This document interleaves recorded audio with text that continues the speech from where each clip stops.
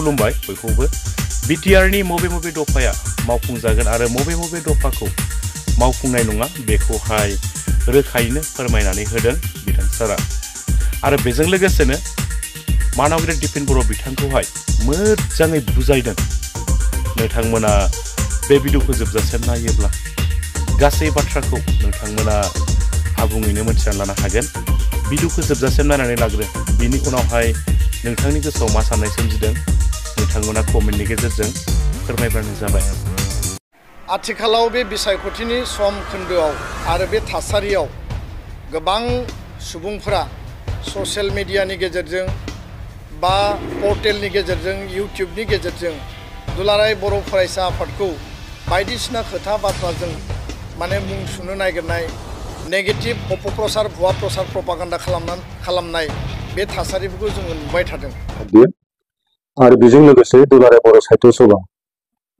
आरो बे मोननै आफादा जोंनि बर' समाजनि खैदां खैफोदाव गेजेराव हाबसननानै सम सम अनेक समस्याखौ समाधान खालामना होबोदों बे मोननै आफादा जोंनि गेजेराव मोजाङै थांना थानाया बिराद गोनांथि दङ दा आं नुबाय जोंहा दिपेन बर' आफादगिरि दुलाराय बर' फरायसा आफादनि सम सम बर' फरायसा आफादनि खायसे नीतिफोरखौ बारनानै बाथ्रा बुंनाय बायदि आं आन्दाज खालामो आरो बेखायनो आं खायसे बाथ्राफोरखौ दिनै बुंनो लुबैदों बिथाङा साननैसो आगोलाव ससियेल मिडियायाव बुंदों जे बै दा फैगौ जिथु बिसायख'थि बे बिसायख'थिनि गेजेरजोंबाबो सागानगिरिफोरा खुंथायाव थाफिननो मोननांगौ खारन गोबां एकर्डनि क्लजफोरा मावनो थालांबाय दा बहायनो आंनाव मोनसे कुवेश्चन फैदों बर' लिडार आथिखालनि इउपिपिनि लिडारफोरा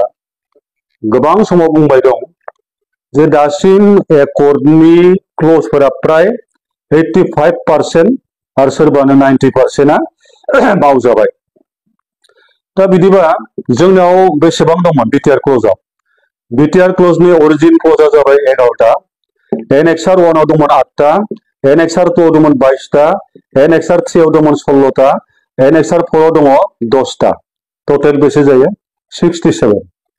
67 निफ्राय जुदि 85% खामानि जाबायबा दासिम बेसे जानांगोन 56.95 अलमोस्ट 57 थाखो बेसेबां बिदिबा 11टा एसेबां खामानि जाबायब्ला मोजां बाथ्रा नाथाय जोंखौथ' ओरैनो बुंनो हाया जाबोथ' नोजोर दं बे जे दाखालि बावै 3/1/2024 आव भारतनि आसामनि होम मिनिस्ट्रिफोरनि गेजेराव जिथु रायलायदोंमोन बे रायलायनायावथ' प्राय 11टानि बारा खामानिखौनो मावनो हाया होनना बुंदोंमोन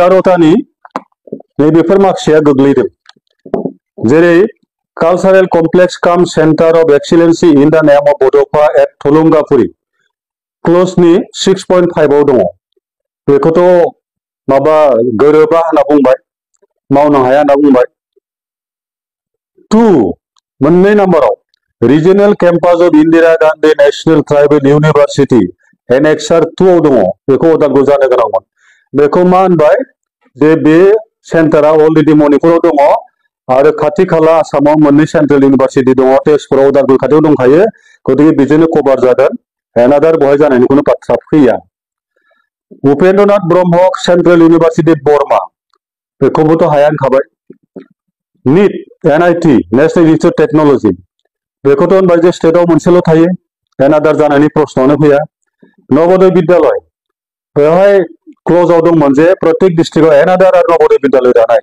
बेखौबोथ' होनबाय जे सेन्ट्रेलनि नियम मथे मोनफ्रोमबो डिस्ट्रिक्टआव मोनसेल' थायो एनादार जानायनि प्रश्न फैया north east regional institute of medical science at Raumari बेखौ होनबाय मणिपुराव दंखायो बेजोंनो अल नर्थ इस्टखौ कभार खालामनो हायो बे प्रश्नआनो फैला sports authority of India at Udalguri Baksa Chirang बेखौ मणिपुरानो कभार खालामनो हायो बेबो प्रयोजन गैया national sports university at Udalguri बे एनेक्सार 2 आव दंमोन बेखौबो जाया होनबाय बड'लेण्ड गेस्ट हाउस माबायाव बेंगालराव बेयो माबायावनो गैया होनबाय एकर्डआवनो गैया मिनिस्ट्रि अफ रेलवेआव माबा रेलवे दामा माने कोच बानायग्रा मोनसे खोथा बेलेगाव बानायनाय खोथा बुंदोंमोन किन्तु बे नैबे रायलायनायाव बुंबाय जे बर्तमानाव थानाय जितु बङाइगावनि खाथियाव बेखौनो इमप्रुभ खालामगोन गोदानाव बानायनाय प्रश्न फैया डिपार्टमेन्ट अफ मिलिटारिनि गेजेरजों बड' सेंग्राफ्रा बेसेबां साख्रि मोनखो बेखौ सोंदोंमोन दासिम बिनि मोजां फाइनाल एन्सार गैया थिग बिदिनो एकेबारे माबायाव क्ल'जाव थानाय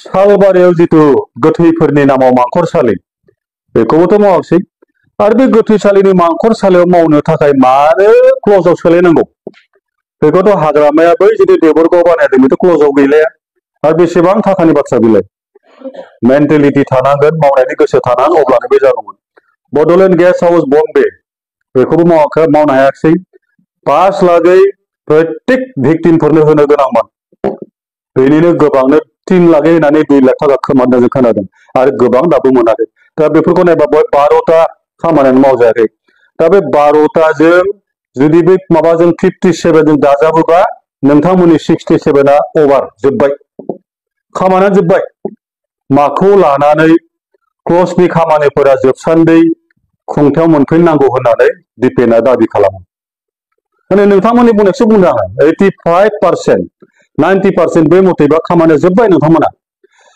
आरो नोंथांनि बे जुक्तिया माबायदि बोरै ग्रहण जैग हाउ इट इज एक्सेप्टेबल बेथ' जाया मानो होनबा बै नोंथांमोननि आगोलनि जितु सरकार बहाय साबैसे सागानगिरि दं बहाय माबाया दंमोन नामा बै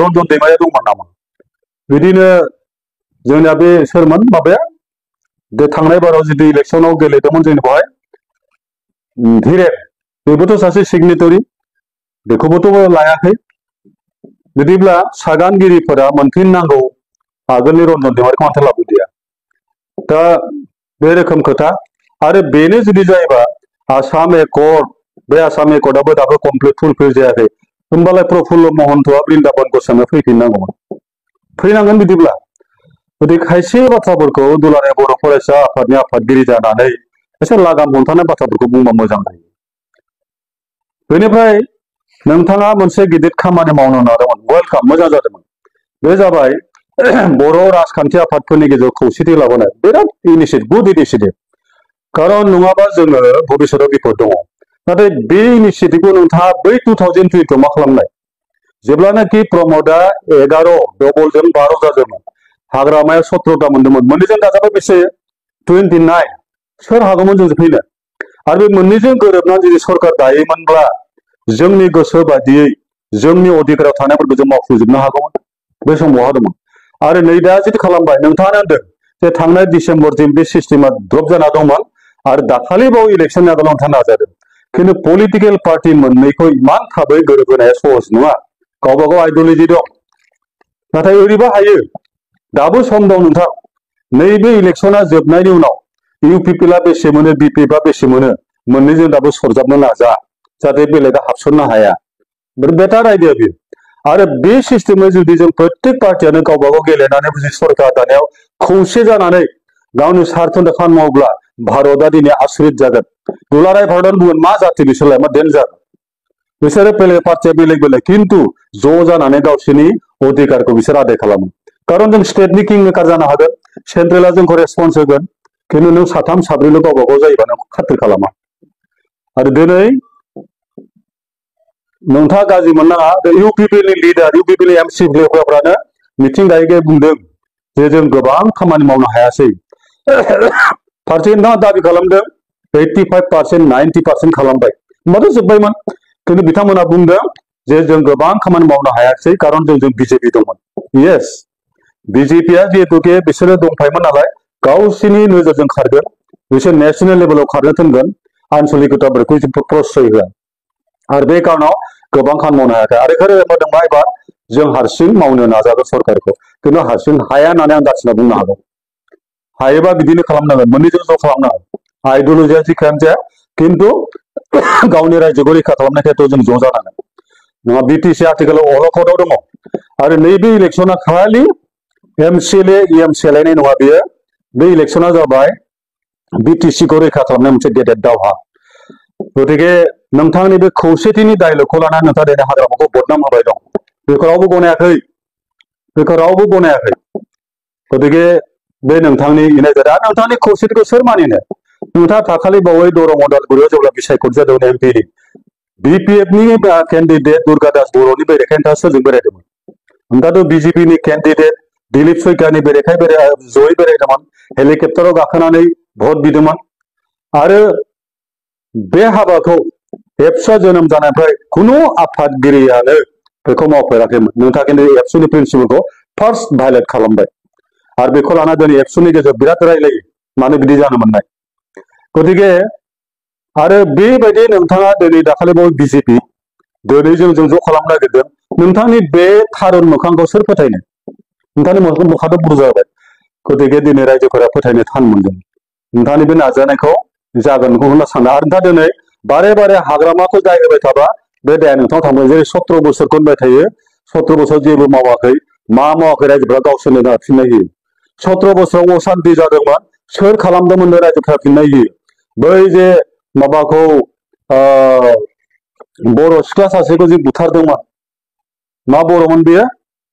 प्रिया बर', प्रिया बसुमतारी, बेखौ सोर गावथारदोंमोन? बेखौ रायजोफोरा दिनै फिननाय होयो। अप्रिय खोनानायाव गाज्रि, NDPआनो गावथारदोंमोन। बै सालबारियाव जिथु मुस्लिमफोरखौ एरेक्सन खालामनाय, बेखौ सोर खालामदोंमोन? जोंनियानोथ' खालामदोंमोन। जोंनि बर' सेंग्राफ्राथ' खालामदों बे समाव NDPनि जानानै। दा गतिके बे 17 बोसोराव असान्तिखौ सोर खालामदों ओरैनो ओंखारखायो।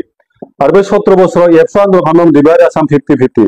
NDPआ नागाराखैमोन हाथियारखौ 20आवसो नाबाय 2020आवसो। गतिके बे गासै बाथ्राया दिनै उल्था जाबाय दङ। गतिके नोंथांनि बाथ्राबो उल्था जानो नागिरबाय दङ। आरो बेनिखायनो दिनै नोंथाङा खायसे बाथ्राफोरखौ जेरै मेरै बुंब्ला आसलथे थिग जाया।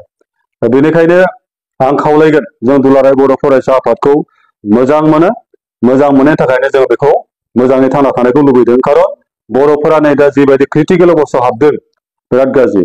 दाथ' नोंथाङा बुंदों जे जोङो थोंजोङै इउपिपिएलखौ मदद होबाय। मदद होनायल' नङा, नोंथांमोना माबा दासो बावसोम इलेक्सननि आगोल माबा एवारनेस प्रग्राम खुंनो नागिरदों, एजुकेसनेल माबा प्रग्राम। बेथ' नंखायथार। दाखालिबो आंनि गामि बे खाथियाव सिंलिमारि गामि कक्लाबारनि सोनाबहा बेवहाय रायजोफोरा जेब्लानाखि थांबाय अब्ला फै नोंथांमोना, खिन्थु एवारनेसआ एजुकेसन जानांगोन, पलिटिक्सनि मोनसे सोदोब बाहायनो मोननाय नङा। थाङै थाङै पलिटिक्स होना लाबोबाय, रायजोफोरा गेट आउट खालामबाय, होखारबाय। मानो बिदि खालामदों? आरो हराव दिनै जायगा जायगा होसोलायनाय बुलायलायनाय जादों, न'खरावनो दावराव जादों। नोंथाङा भाबिदों जे BPF बा गुबुन हान्जाफ्रा जेसेबांखि होख्राव माथो जों देरहागोन। मानो देरहागोन? एबसुआ जोंजों दंजोबो।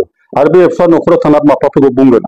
दिनै माफाजों दावराव जादों, बिफाया बुजियो, बिफाया गोजाम मानसि। दा आंखौ सोर बुजायगोन? आंखौ दिनै आंनि फिसालाया बुंफैबा फिसालाखौ मा खालामगोन? आं बिनि बुजायनो नाजागोन, सानैजों दावराव जागोन। होमबाना माफाजों फिसालाजों सौग्रावलायबाय। आरो दा बे अबस्थाया जादों गामि गामि। नोंथाङा बेखौ मा सानबाय दङ? बे मोजां जागोन नामा? दा बे रोखोमै नोंथाङा जिथु खालामबाय दङ बे खिन्थु मोजां जायाखै।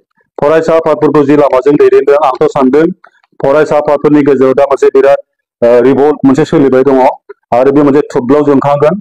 जोंखांबा खिन्थु फरायसा आफादखौ नोंथाङा बोरै कन्ट्रल खालामो बे नोंथांनि आखायाव थाहैगोन। बेनिखायनो खायसे बाथ्राफोरखौ जानला मानला बुंना लाबानो एसेमान मोजाङै बाथ्राफोरखौ बुंबा मोजां जायो।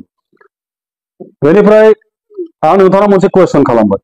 बे 5 बोसोराव दिपेन बर'नि कुइसन, बे 5 बोसोराव इउपिपिएलआ रायजो खुंबाय, एबसुआबो थाफाबाय। सेन्ट्रेलाव जे बर' रावा जोंनिया हाग्रामाया लाबोदोंमोन 8 सिडिउलाव। हाग्रामानि मोनब्रै एचिभमेन्ट, गिदिर एचिभमेन्ट, बे जाबाय बिटिसि क्रिएट, जेराव एकेबारे संबिधानखौ संशोधन खालामना लाबोदोंमोन। बेनिफ्राय मोनसेया जाबाय जोंनि बर' रावखौ, भारतआव 1452टा भाषा दं, बिनिनो बर' रावखौबो 90% थिनदोंमोन, बेजों 22टा जादों। बर'जों लोगोसे सान्थाल, डोगरी आरो उर्दु। सान्थाल, डोगरी, बर' आरो मोनसेया उर्दुमोन नामा, बे हाबफादेरदों। गतिके दिनै बर'आबो बे 22टायाव मोनसे। आरो मोनसेया जाबाय बे 40टा समस्तिखौ लानानै फार्स्ट डेम'क्रेसि सिस्टेमाव बड'लेण्डआव इलेक्सन खुंनाय। दिनैथ' इउपिपिएलआ होनबाय थायो बिटिसिआव जेबो गैया। बे इलेक्सनाव बिथांमोना दिनै बाहागो लानो समाया। खारन नोंथांमोना 60टा समस्तियावसोमोन, 60टा समस्तिया बोरो। आरो नोंथांमोना 60टा समस्तियाव बुंदों मा 60टा समस्ति बानायगोन, खिन्थु हाग्रामानियाव मा दङ 40टा समस्ति बानायगोन, 30टा एसटि, 5 अपेन, 5 जेनेरेल। 5आ जागोन स्पेसियेल, 5आ जेनेरेल। बे मथै बर'ना 75% जायो। बहाय नोंथांमोना एसटिनि बेसे लाखिखो? बेसे? एख' लिरनाय गैया।